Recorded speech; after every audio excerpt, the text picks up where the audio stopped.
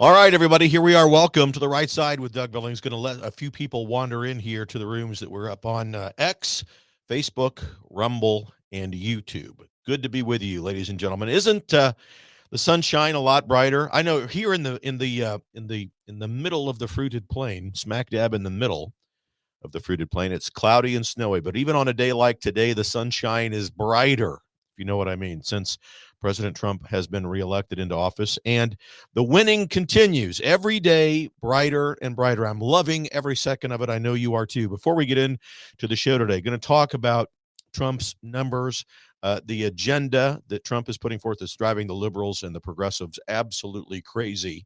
And it's glorious to see every single day this stuff happen. Um, Feel free to join in the chats on Facebook, on YouTube, on X. Say hello, and on Rumble, say hello as well.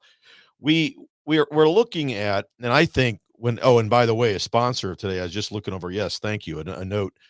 321mattress.com/Doug, ladies and gentlemen. The mattresses, the pillows, the sheets, the best in the world over there. 321matt.com/Doug. The good thing about this is that these people that own this business are friends of my family's, and they have done and created an e-commerce platform that gives you at your fingertips the ability to order the most wonderful mechanisms by which you will sleep. Sheets, mattresses, pillows, beds, all of it at amazingly fair pricing. And the best part of it all, ladies and gentlemen, 25% of every sale that they realize, 25% of the profits goes to the Special Olympics. Very special to me because my son, Michael, as many of you know, has what I call the divine chromosome, an extra 21st chromosome to be exact. Down syndrome is what they call it on the streets.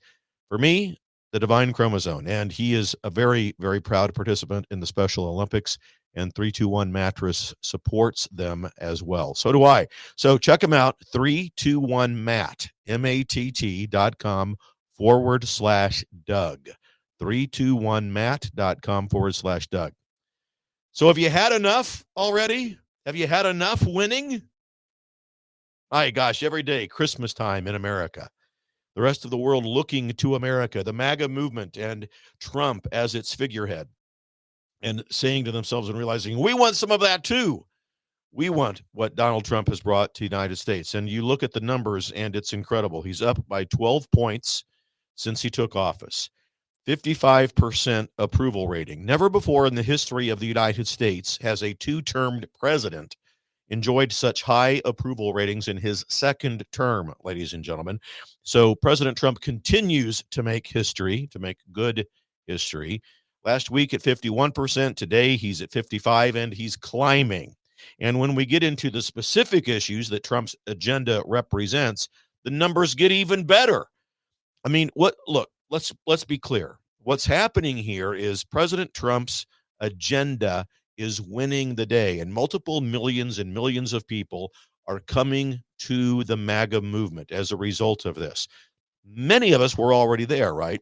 But the important news is that John and Jane Doe on the streets of America, who may have voted for Administrator Biden and Vice Pretender Harris, they are coming in to our side by the droves.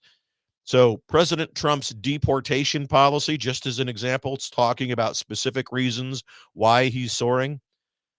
Zachary Parsley, hello, man. Good to see you on X. What a platform that is. Thank God Elon bought that thing, man. Good to see you, Zachary. Glad you're with us. But Trump's deportation policy, the deportation of illegal immigrants, is something that Americans want. And it's because it's being delivered to them that President Trump's ratings are sky high. Trump's cabinet, every one of the people that he's chosen has been, I know, look, I told you this when he announced his candidacy and began to announce his cabinet members. I told you every one of them are going to be confirmed. You'll look at it and you say, wow, from Tom Homan to Bobby Kennedy Jr. to Kristi Noem, Pam Bondi, and now Kash Patel just a couple of days away from being confirmed. America is fully on board with what these people represent within Trump's cabinet. They're fully on board. The multiple millions of Americans who voted for it are right there. Another reason Trump's popularity is surging, Elon Musk and Doge. You're right. Doge, ladies and gentlemen. It's incredible. Ben Axley, hi. Good afternoon. Good evening. Thanks for watching over there on YouTube. I appreciate you very much. Elon Musk and Doge have caused President Trump's ratings to soar as well. Americans, by numbers that just absolutely represent the vast majority of us all, are exceedingly, I mean, that's putting it mildly, exceedingly pleased with what Elon and Doge are doing. And the things that are being uncovered, the fraud, the waste, the bureaucracy, all of it being uncovered, dismantled. And that's another reason why you'll see, and you are seeing, Trump's popularity rising. What's being uncovered and dismantled, ladies and gentlemen? It's the deep state payroll structure. It's the deep state structure of fraud, of bureaucracy, of waste, corruption, and tyranny on many levels. That's what Doge is uncovering and what Elon Musk has brought to the table. And Americans are on board 1,000%. Another reason that President Trump's popularity is soaring is that he's holding other nations accountable to the protection that the United States provides them. Vice President J.D. Vance, what a guy. What I am so pleased. I was pleased the day that Trump announced him. I'm even more pleased with J.D. Vance today. But J.D. Vance, Vice President Vance, gave one of the most profound, one of the most meaningful, one of the best speeches ever given by a United States vice president over in Europe last week. And it absolutely caused the radical liberal progressive heads around the planet to explode because he told the truth. He told the Europeans that they've got to be more self-sufficient in terms of their weaning themselves off of the dependency of the United States, and they have got to engage in reality, not the myth of things like climate change and Greta Thunberg and so forth and so on. We have got to support, we are supporting it. And I could go on and on about the reasons why his popularity is soaring. Another reason that you know that his popularity is soaring is because you see, all you have to do is look at the legacy media and the liberal talking heads on social media platforms. Their heads are exploding. They can't handle it. They don't know what to do or to say. They are in the death pangs of the death of liberalism. It never ceases to amaze me, my friends. Progressives and liberals within their hierarchy, especially within the elected class, when confronted with articulate and conservative ideas, which also, by the way, and quite naturally are the truth, they cannot handle it. They don't know what to do with it. They have been totally disarmed. They have lost the high ground and they are floundering. And it's apparent that the radical left movement, not only in the United States, but around the planet, has done no credible self-evaluation as to why they are in their current predicament. In America, the radical liberal hierarchy in the elected class and the legacy media have done no credible self-reflection. You can tell, listen to what they're saying. Self-reflection as to why did we lose this? Why did we lose that election? In fact, they're doubling down on their wokeism. They're doubling down on their liberalism. They're doubling down on their kookism. They continually double down and offer no explanation, because they can't, as to why they lost. Now, you and I know why they lost. They lost because of their wokeism, because of their liberalism. As it turns out, the paradox is this: liberalism has, in fact, turned out to be the death of liberalism. Liberalism has ended, for all practical purposes, the legacy media. It does not exist anymore. You and I have conversations. You listen to this show, and you get the truth in the news. You listen to others as well. But the legacy media is gone. It's dead. And on its death certificate is listed suicide. They killed themselves, ladies and gentlemen. They did it to themselves. And the reality is they have no idea. Now, there's one or two out there who every once in a while you can listen to Bill Maher, for example. And he gets it in many ways. And he'll hold his own party, the liberal side, accountable to their nonsense. James Carville, even to a degree, will say some things that make sense, or at least indicate that he's reflected as to why they've lost. But for the most part, the vast majority of them don't get it. And let them double down. Let them double down on all of their nonsense. As far as I'm concerned, that's another path that we have to the presidency for J.D. Vance for a two-term in 2028 and 2032. So let them keep on doubling down. Liberalism has proven to be the end of liberalism. All of this combined with many, many other reasons, I could go on. I don't have time to go into all of them, but all of these reasons that I've mentioned here tonight are the reasons why President Trump's popularity is absolutely in a sonic boom upward.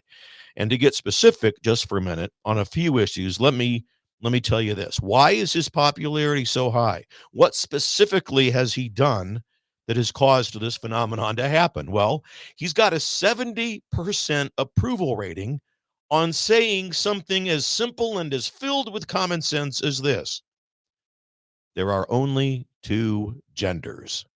Really? Wow. Boost of popularity. Yes, thank you. Everyone knows it. Everyone who's not plagued with intellectual immaturity or blind partisanship knows that. And President Trump signed an executive order declaring it. Popularity skyrockets. He's got a 68% approval rating. It's probably higher once you hear this category. A 68% listed approval rating on deporting illegal immigrants. That's what he was elected to do. We all want the illegal situation of immigration to be taken care of.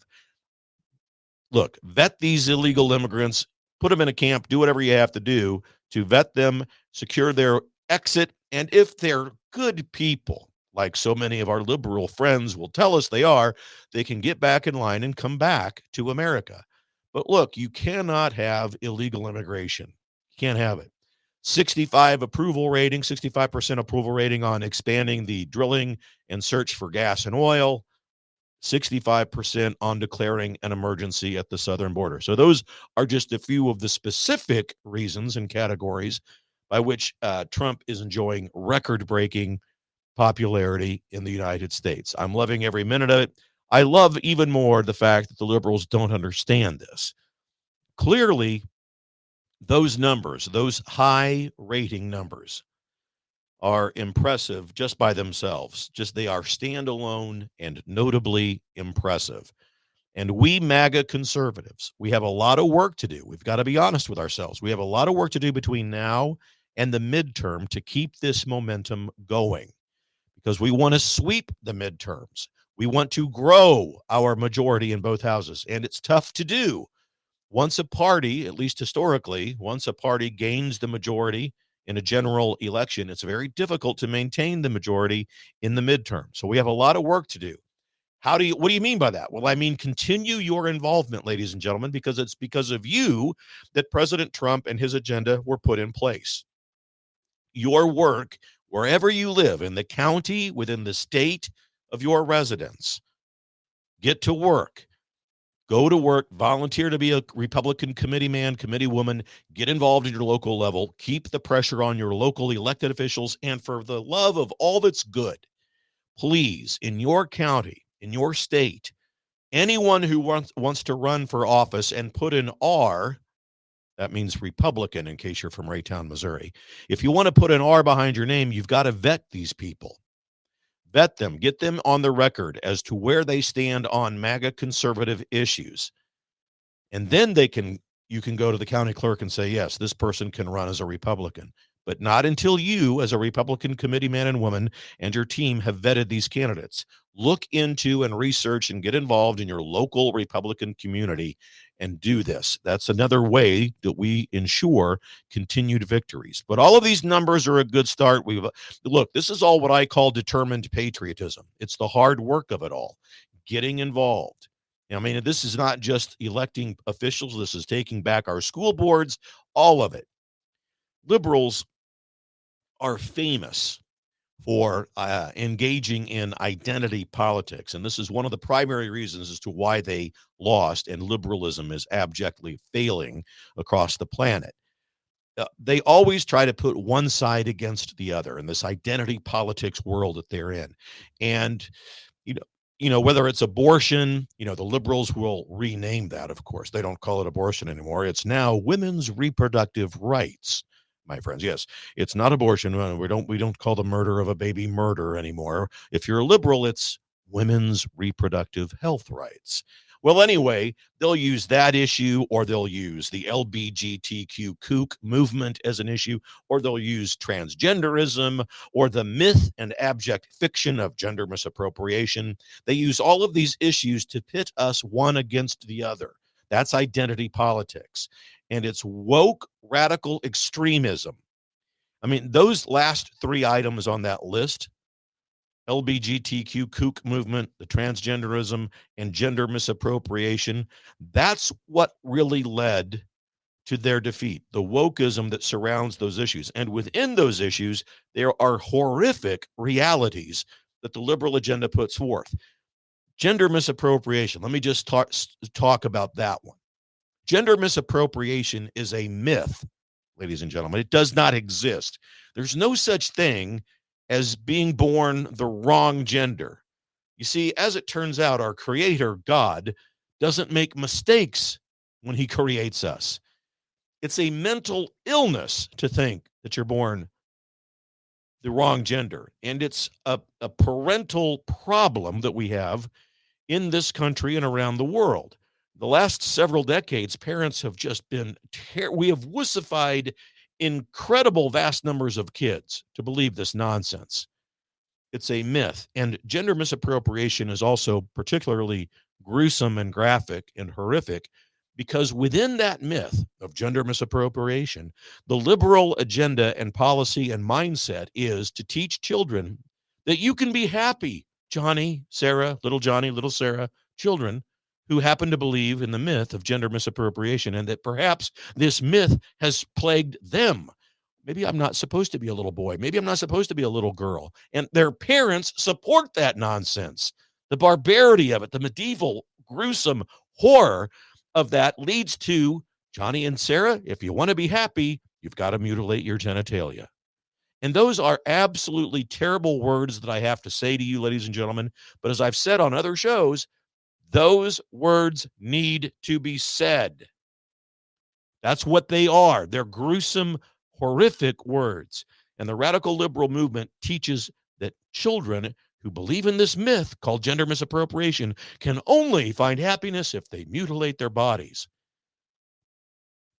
So President Trump and the MAGA conservative movement represents the complete antithesis, the opposite of all of that, the opposite of the liberal agenda. We aspire to live up to the divine providence of God that inspired this republic. We aspire and we try to live up to the original intent of the founding fathers. No political party is perfect, ladies and gentlemen, but at least our side has God and the founding fathers on it. At least we try to live up to the standards by which God inspired this country and the founders codified it in our founding documents. At least we try. The other side has thrown God completely off of their platform and out of their politics. Evidence of the obvious is sufficient. Look what we're talking about. LBGTQ kook movement, transgenderism, gender misappropriation. They had no intention of winning this presidency, ladies and gentlemen, with Kamala Harris and Tim Walz. Are you kidding me? Now, they would have taken it had they gotten it, but they didn't want the presidency. They are more interested in moving the social and political needle in this country further to the left. That's the only reason Kamala and Tim were put up. The two most radical candidates ever in the history of our republic. Ask yourself, why didn't they choose Joshua Shapiro from Pennsylvania? He would have brought with them the state Pennsylvania. They needed that state. They didn't need Minnesota with Tim Walz. It just makes me wonder. Moving the needle further to the left has been their agenda and their goal, and that's why those two were chosen and put forward. And there's also a term today. I used to use this in HR back in the day when I was in corporate America, but the 80-20 rule, where 80% of Americans are fully on board and support the agenda that Trump has put forth. 80%, ladies and gentlemen.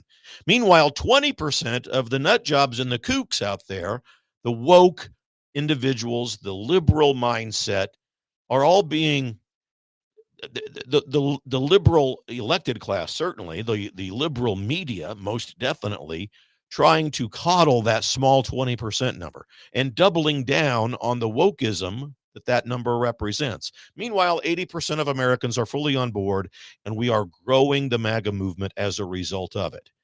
Three primary people, you've seen them a lot lately: Tulsi Gabbard, Elon Musk, Bobby Kennedy Jr., brought with them when they came over and converted to the MAGA movement, multiple dozens, 20 million or so voters with them. Another key reason why we won. The radical liberal hierarchy, my friends, within the elected class in the United States is aligning themselves away from the 80% that support President Trump and his agenda and lining up with the 20% kook fringe movement. And the demographic who's leading that charge, I'm really proud to say it, and I'm really happy about it because it represents the future. The group, the demographic who are leading that charge towards the MAGA movement is Gen Z, the young people in our country. Liberalism is dying for a lot of reasons, ladies and gentlemen, and key among them is they've lost the youth movement. Liberal organizations on social media losing followers daily. Ben Axley, thanks, man. Got to go. All right, I see you. Catch up later. God bless you. For the Republic, my friend. Cheers. All right, and liberal media, the legacy media is dead, my friends. Absolutely dead, as I mentioned earlier. There is a new trend in America and around the world, which is being referred to within this new young Gen Z MAGA conservative movement, whether it's in the United States or elsewhere. They call it techno-populism. Young conservative people who want to, in America, they want to restore America to the divine providence of God. They want traditional Christian values within families, within schools and communities. They want the policies of conservatism that puts America first. And I think that the reason that they've come over to our side is the abject chaos, crisis, and crime that they saw during the, Administrator Biden and Vice Pretender Harris term. They saw it all. They couldn't achieve the American dream. This is not the America that they were taught or they learned or they've wished for. I think J.D. Vance represents a key link between the American population and this new techno-populism demographic. So does Vivek Ramaswamy and Elon Musk, most certainly. If it wasn't for Elon Musk and X, who knows where we would be? And that's exactly why I'm glad Trump started Truth Social. And he did it because of liberalism. When you think about it, I'm not kidding when I tell you that liberalism caused the death of liberalism. When they censor you, when they squash and cancel free speech, Trump had to go somewhere. He couldn't talk anywhere. They wouldn't let him. So we started Truth Social. Elon Musk saw what X was becoming, a bastion of anti-free speech, and he bought it to change it. I mean, these are all examples of the hand of God, the divine providence of God. That's what it is, these things being set in place. I'll even go so far as to remind you what I've said before. President Trump could not win 2020 because of the divine providence of God. God sat him on the sidelines for 4 years. Meanwhile, he wasn't impeached again for a third time, which he would have been had he come into office. The Democrats had both houses. They would have impeached him for a third time. And if that would have happened, he could not have run for dog catcher. And also during that time when the divine providence of God sat Trump on the sidelines, look what he did to you and me. He woke up millions of us around the country. God did. And we became more aware of what's going on. And now here we are back, just as God and the divine providence that he intended put forth. As it turns out, it's all good and well. We've got a lot of work to do. All of this happiness doesn't mean we begin to take it easy. We've got to become more of the activists that the left became. On our side, we've got to work for the good just as much as they worked for the chaos. Evidence of the obvious, ladies and gentlemen, liberalism dying. And the frustration that you see from the elected class on television every time they talk about Doge and Trump. And I don't think we should be giving security clearances to people to look at our private data. Give me a break. The apps that you use on your smartphone are all gateways for every one of the owners and companies that produce those apps to get your personal information. So the next time some liberal kook tries to bemoan the fact that Doge is going to get our personal information, hold up your phone and say, yeah, it's all right here and anybody can get it. Thank you very much. It's ridiculous. But they do that because they know that what Doge and Trump's agenda represents is the end of their gravy train. It's the end of the profits. It's the end of the reason why they enter into an office middle class and leave multi-millionaires. All of that's coming to an end. And the legacy media is in the same boat. They're dead. They're gone. CNN firing, laying people off. The ratings aren't there. My gosh, the Food Network gets more ratings than CNN.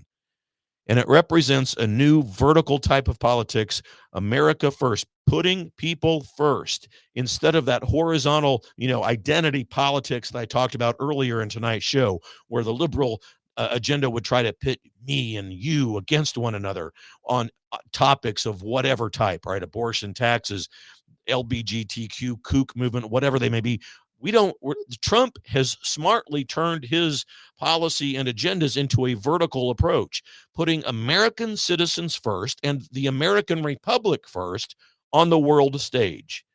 Make America great again is the message that's resonating throughout the world.